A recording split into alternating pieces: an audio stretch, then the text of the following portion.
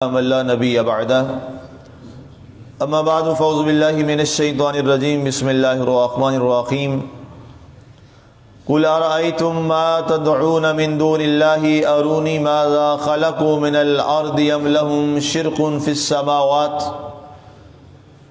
ایتونی بکتاب من قبل هذا او اثارت من علم ان کنتم صادقین ومن اضل ممن يدعو من دون الله من لا يستجيب له الى يوم القيامة وهم عن دعائهم غافلون۔ فرما دو بلا دیکھو تو جن کی تم اللہ کو چھوڑ کر پوجا کرتے ہو ذرا دکھلاؤ تو صحیح مجھے زمین سے کون سی چیز انہوں نے پیدا کی ہے، یا آسمانوں کی تخلیق میں ان کا کوئی حصہ ہے؟ لاؤ میرے پاس اس سے پہلے کہ کوئی تحریر یا علمی آثار میں سے کوئی چیز اگر تم سچے ہو، اور کون شخص اس سے بڑھ کر گمراہ ہوگا جو اللہ کو چھوڑ کر انہیں پکارتا ہے جو قیامت تک اس کی دعا کو قبول نہیں کر سکتے بلکہ وہ ان کی دعا سے آگاہ ہی نہیں ہے۔ آج ہماری سورہ الاحقاف کی آیت مبارکہ 5 تک کی تلاوت و ترجمہ کا شرف نصیب ہوا۔ سامعین، کل کے درس مبارک میں ہم نے تفصیلاً اللہ تعالیٰ کی تخلیقات اور اس کی مخلوقات میں سے دو بڑی اہم چیزوں کا، آسمانوں اور زمین کا ذکر اور اس کے درمیان جو کچھ ہے وہ کل اپنے تفصیل سے سماعت کیا۔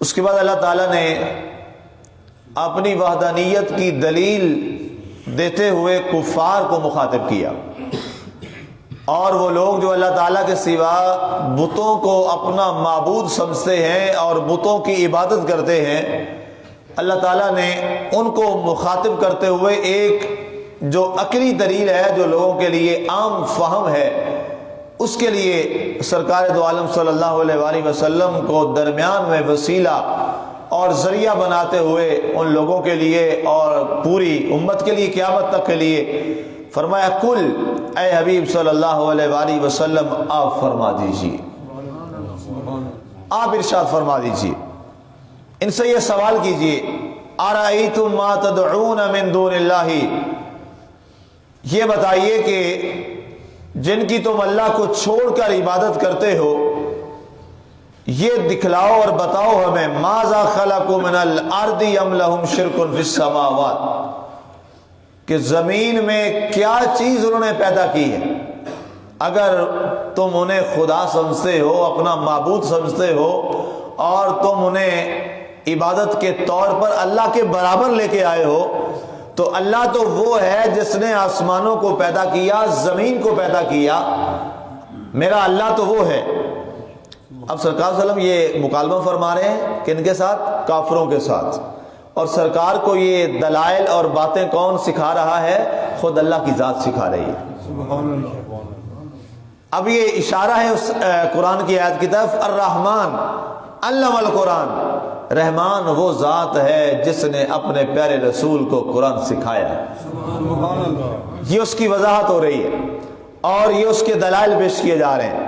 قل اے نبی آپ فرما دیجئے، ارأیتم ما تدعون من دون اللہ ارونی ماذا خلقوا من الارض ام لهم شرک فی السماوات، کہ میرا اللہ تو وہ ہے جس کا تعارف میں نے پہلے کرا دیا، بتا دیا کہ ہم نے آسمانوں کو پیدا کیا، زمین کو پیدا کیا، جو اس کے درمیان ہے اس کو پیدا کیا، اور یہ ساری تخلیقات کیا ہیں؟ بالحق، حق کے ساتھ ہیں۔ اگر یہ تمہارے خدا سچے ہیں تو ان سے ایک سوال یہ کر لیجئے اور پوچھ لیجئے کہ کیا جس کو تم نے خدا بنا رکھا ہے زمین میں کوئی تو ایسی چیز ہے، زمین نہیں پیدا کر سکتے، چلے چھوڑ دیجئے، زمین میں کوئی ایک چیز تو دکھا دیجئے جو تمہارے خداؤں نے پیدا کی۔ یہ کتنا بڑا چیلنج تھا، اور یہ ان کے منہ پہ بہت بڑا تمانچہ تھا، مشرکین کے منہ پر، اور ہمیشہ کے لیے انہیں لاجواب کر دیا۔ ایک اور جگہ فرمایا گیا، فرمایا ایک مکھی، ذباب کے الفاظ ہے قرآن پاک میں، فرمایا کیا ایک مکھی بھی انہوں نے پیدا کی ہے؟ چلیں ساری کائنات تو چھوڑ دیجئے، زمین و آسمان کو بھی چھوڑ دیجئے، ایک چھوٹی سی جو مکھی ہے، کیا مکھی کی تخلیق بھی ان کے ساتھ منسوب ہے؟ بلکہ فرمایا ان کی کمزوری کا تو عالم یہ ہے کہ اگر تمہارے خدا پر مکھی بیٹھ جائے، تمہارے جنہیں خدا، تم نے بتوں کو خدا بنا رکھا ہے، اگر ان پہ مکھی بیٹھ جائے تو یہ اپنے آپ سے مکھی کو دور نہیں کر سکتے، تو تم سے مصیبتوں کو کیا دور کریں گے؟ ہم تو جب تکلیف میں ہوتے ہیں، آزمائش میں ہوتے ہیں، تو ہمیں ایک آسرا اور سہارا ضرور ہوتا ہے۔ انسان جتنا مایوس ہو جائے، انسان جتنا بے بس ہو جائے اور بے بس ہو کر لاکس ہو جائے، تو اسے ایک ضرور امید ہوتی ہے ایک بارگاہ کی، کہ میری کہیں بھی سنوائی نہ ہوئی تو میرا خدا تو ہے جس سے میں جا کے عرض کر لوں۔ یہ تو انسان میں عقیدہ ہے نا، اور یہ مسلمان میں عقیدہ ہوتا ہے۔ وہ جتنا بھی کمزور اور ضعیف الاعتقاد ہو مسلمان، تو مسلمان میں لا الہ الا اللہ محمد رسول اللہ کے بعد یہ ایک بیج پیدا ہو جاتا ہے کہ وہ کہتا ہے کہ میری دنیا میں سنوائی ہو نہ ہو، دنیا میں مجھے کوئی آسرا ملے نہ ملے، دنیا میں کوئی میری مدد کرے نہ کرے، دنیا میں میرے ساتھ کوئی چلے نہ چلے، لیکن جب سارے دروازوں سے وہ مایوس ہو جاتا ہے تو پھر وہ دل کے ساتھ اس دروازے کی طرف سفر شروع کر دیتا ہے جو دروازہ کبھی انسان کو مایوس نہیں کرتا۔ اور وہ دروازہ کس کا ہے؟ وہ اللہ کا دروازہ ہے، اور وہ در الہی ہے، وہ اللہ کا در ہے، اللہ کا گھر ہے، جہاں انسان ساری جب امیدیں توڑ بیٹھتا ہے اور اب اسے کوئی اور امید نظر نہیں آتی، تو پھر اس وقت کیا کرتا ہے؟ پھر وہ رجوع الی اللہ کی طرف بڑھ جاتا ہے۔ یہ حقیقت ہے۔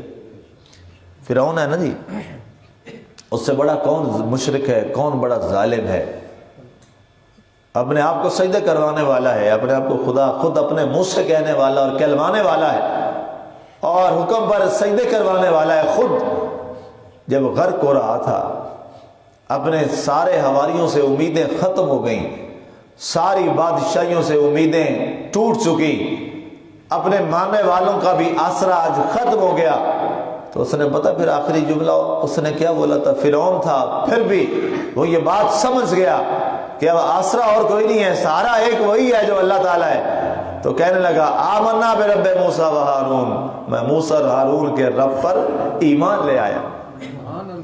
یہ اس نے جملہ پھر بولا، اور قرآن نے اس کو نقل بھی فرمایا، قرآن میں یہ موجود ہے، اس کا درس آپ سن چکے۔ آمنا برب موسیٰ و ہارون، میں موسیٰ اور ہارون کے رب پر ایمان لے آیا، وہ رب واقعی سچا ہے، اب اگر مجھے کوئی بچا سکتا ہے تو صرف وہی رب بچا سکتا ہے۔ رب نے فرمایا موسیٰ اب اسے کہہ دے، اب ہم نے بڑی تجھے مہلت دی تھی، موسیٰ اور ہارون کا رب اب تجھے مزید مہلت نہیں دے سکتا۔ تو اس سے بات کیا سمجھ آئی؟ فرعون جیسا ملعون شخص، اور فرعون جیسا شخص بھی جو خود خدا بنا اور نعوذ باللہ خود خدائی کا دعویٰ کر کے سجدہ کرواتا رہا، ایک وقت پر آ کر جب ساری امیدیں اس کی ٹوٹ گئیں بچنے کی، اور غرق ہونا اس کا واضح ہو چکا اور امر ہو چکا، اس وقت بھی اسے یہ بات ماننی پڑی، اور اسے یہ یقین آ گیا کہ اس سمندر کے اندر غوطے کھاتے ہوئے اور ڈوبتے ہوئے اور وقت غرق اگر کوئی بچا سکتا ہے تو وہ صرف اللہ بچا سکتا ہے۔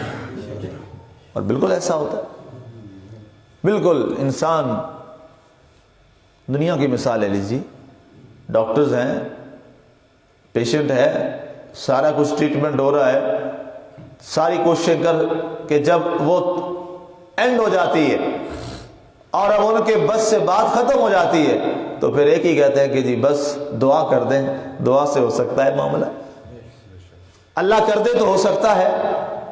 تو یہ کیا ایک اقرار ہوتا ہے، یہ اقرار ہوتا ہے، ہم مان رہے ہوتے ہیں اور تسلیم کر رہے ہوتے ہیں، جہاں ہماری ساری انسانی کوششیں جواب دے جائیں، وہاں بھی امید کی ایک کرن ہوتی ہے، تو وہ اللہ کی بارگاہ سے ہوتی ہے۔ تو یہی تو اللہ ہے، یہی تو اللہ ہے، یہی تو تصور اللہ تعالیٰ کا ہے، یہی تو بات اور یہی تو فکر اور سوچ اللہ کی وحدانیت کی ہے، جو اللہ تعالیٰ نے فطرت پر، ایک صوفیاء نے یہ بات بڑی واضح لکھی ہے کہ اگر نبی، رسول، اولیاء، علماء، فقہاء، مبلغین ان میں سے کوئی بھی نہ ہوتا تو فطرت ایک ایسی چیز ہے کہ فطرت خود بتاتی ہے کہ کائنات میں ایک اللہ ہے. سبحان اللہ. فطرت خود بتاتی ہے. اب ایک وہ شخص جو زندگی میں کبھی مسجد نہ گیا، جس نے زندگی میں کبھی نماز نہ پڑھی، جس نے زندگی میں کبھی قرآن کھول کے نہیں پڑھا، جس نے زندگی میں کوئی کبھی اچھا کام نہیں کیا، اور جب اس کی بالکل اخیر ہو جائے تو اس سے بھی یہ سوچ پوچھئے گا کہ ہاں جی اب کون ہے تیرا آسرا، تو لا محالہ وہ اشارہ کس کی طرف کرتا ہے؟ اللہ کی طرف کرتا ہے. تو یہ کیا ہے؟ This is the symbol of nature. یہ فطرت کی علامت ہے. اس کو فطرت نے یہ کہا. فطرت تو بغیر علم کے بھی ہر ایک کے اندر ہے نا. نیچر تو ایک ہے، فطرت ہے، نیچر ہے. ہاتھ میں کھانے کے لیے کسی چیز اٹھائی گئی تو فطرت یہ ہے کہ وہ کدھر آئے گی؟ منہ کی طرف ہی آئے گی. یہ فطرت ہے، یہ نیچر ہے. بچہ بھی ہوتا ہے نا، چھوٹا بچہ ہوتا ہے، اس کو کس نے بھی کوئی کسی نے بھی نہ سکھایا ہو تو جب وہ ہاتھ میں کوئی چیز ہوتی تو وہ کدھر لے کے جاتا ہے؟ منہ کی طرف ہی لے کے جاتا ہے. نو مولود ہے، اس کو بھی کسی نے ایجوکیٹ نہیں کیا، اس نے کسی نے اس کو سکھایا نہیں ہے، لیکن وہ کیا کرتا ہے؟ وہ ہاتھ میں کوئی چیز آتی تو اٹھا کے کدھر لے کے جاتا ہے؟ منہ کی طرف لے کے جاتا ہے. تو یہ کیا ہے؟ یہ نالج نہیں ہے، کچھ نہیں ہے. یہ کیا ہے؟ یہ فطرت اور نیچر ہے. نیچر نے اس کی رہنمائی کی، فطرت نے اسے کہا. بالکل ایسے ہی اگر کچھ بھی نہ ہو اور کوئی بھی ایجوکیٹ کرنے والا نہ ہو، بتانے والا نہ ہو اور نہ بھی بتایا جائے تو انسانی فطرت یہ بات مانتی ہے کہ کائنات میں اللہ کا وجود برحق ہے، اللہ کا وجود برحق ہے. تو اس بنیاد پر فرمایا پیارے حبیب آپ فرما دیجیے، آپ ان سے پوچھئے کہ اللہ کے سوا جن کی تم بات کرتے ہو بتاؤ انہوں نے کیا زمین سے پیدا کیا؟ ام لہم شرک فی السماوات، یا آسمانوں میں ان کا کوئی حصہ موجود ہے؟ ایتونی بکتاب من قبل ھذا، فرمایا کہ ان کا کوئی حصہ ہے تو لے آؤ میرے پاس اس سے پہلے کہ کوئی ایک تحریر آ جائے یا علمی آثار میں سے کوئی چیز آ جائے. اے کافرو بت پرستو، ان کنتم صادقین، اگر تم سچے ہو، اگر تمہاری باتوں میں سچائی ہے اور تم سچ لے کے بیٹھے ہو تو فرمایا لے آؤ کوئی چیز ایسی اگر تمہارے پاس ہے. وَمَنْ أَضَلُّ مِمَّنْ يَدْعُو مِن دُونِ اللَّهِ، اور اس سے اب آگے فرمایا ان کے پاس دلیل کوئی نہیں ہوگی. رب قادر نے فرمایا ان کے پاس پیارے حبیب دلیل کوئی نہیں ہے، اور نہ وہ آج تک کوئی دلیل اس پر لا سکے اور نہ قیامت تک کبھی کوئی دلیل لا سکیں گے، کیونکہ یہ بات فطرت کے خلاف ہے کہ اللہ کے ساتھ کسی اور کو شریک ٹھہرایا جائے. یہ بات فطرت کے خلاف ہے.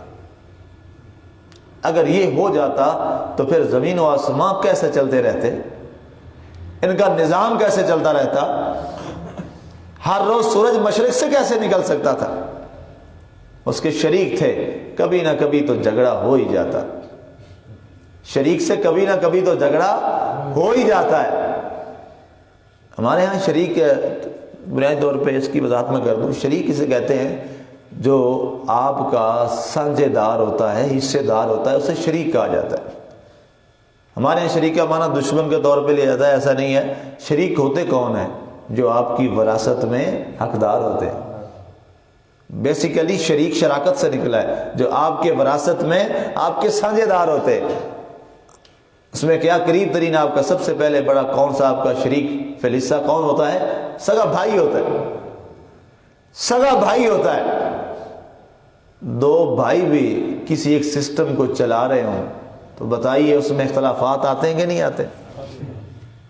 سگے بھائی سے بڑھ کے رشتہ تو کوئی نہیں اور سگا بھائی، ان کے درمیان اختلاف ہوتے ہیں کہ نہیں ہوتے؟ شدید ترین قسم کے اختلافات ہو جاتے ہیں، اور دو بھائی مل کے ایک سسٹم نہیں چلا پاتے. کیوں؟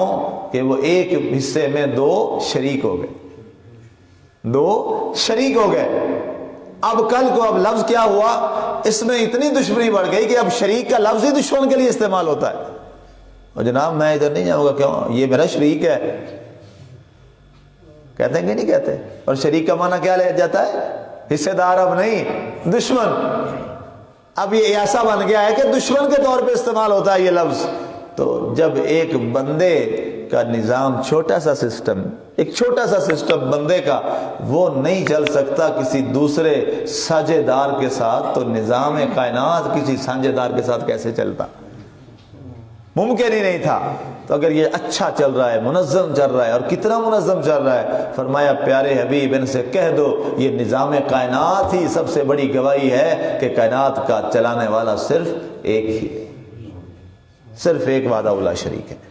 آگے ارشاد فرمایا گیا یہ جن اللہ کے علاوہ جن کی بات کرتے ہیں، من لا یستجیب لہ الی یوم القیامہ، یہ قیامت تک ان کی کوئی دعا قبول نہیں کر سکتے.